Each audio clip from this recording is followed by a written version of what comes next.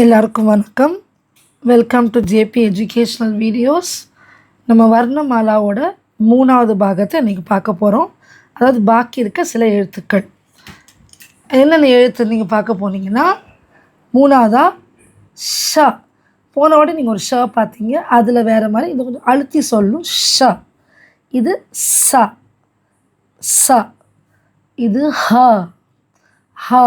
ஹாத்தி. ஹாத்தினா யானை. ஹ. ஷ. ச. ஹ.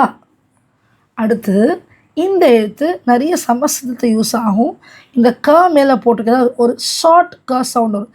க்ஷ க்ஷ க்ஷ கக்ஷா சக்திரிய ஷ க்ஷ அப்படின்னு வரும். சரியா? இது கொஞ்சம் வித்தியாசமான எழுத்து, அதனால் பிள்ளைங்களுக்கு கொஞ்சம் கஷ்டப்படுவாங்க இது எழுதுறதுக்கு. இது த்ரா. நேத்ரா அப்படின்ற பேரில் இந்த த்ரா. த்ரிசூல், த்ரிசூலம், த்ரா, அந்த த்ரா. அடுத்து ஞானம். சரியா? ஞானம். அது மாதிரி வரும்போது ஞ. இதுதான் ஞ. சரியா? தமிழ் அந்த எழுத்துக்கு ஞான எழுத்து. இதை தவிர சில எழுத்து இருக்குது. ஸ்ரீமதி, ஸ்ரீமான் அப்படின்னு சொல்கிறாங்கல்ல, அப்போ வரும்போது ஸ்ர. ஸ்ர. இது ஸ்ர. சரியா? இதை தவிர சில எழுத்துக்களில் நீங்கள் ஹிந்தியில் படிக்கும்போது புக்ஸை படிக்க ஆரம்பிச்சிங்கன்னா, பிள்ளைங்களோட புக்கில் கூட எழுத்துக்கு கீழே ஒரு சின்ன டாட் இருக்கும்.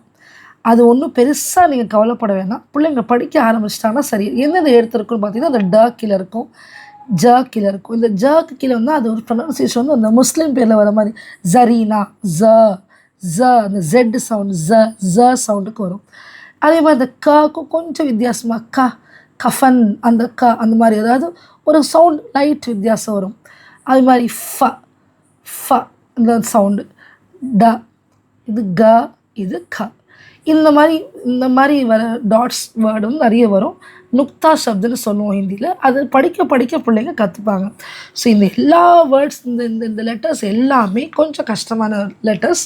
அதனால தான் தனியாக அதுக்கு ஒரு வீடியோ போட்டிருக்கேன்.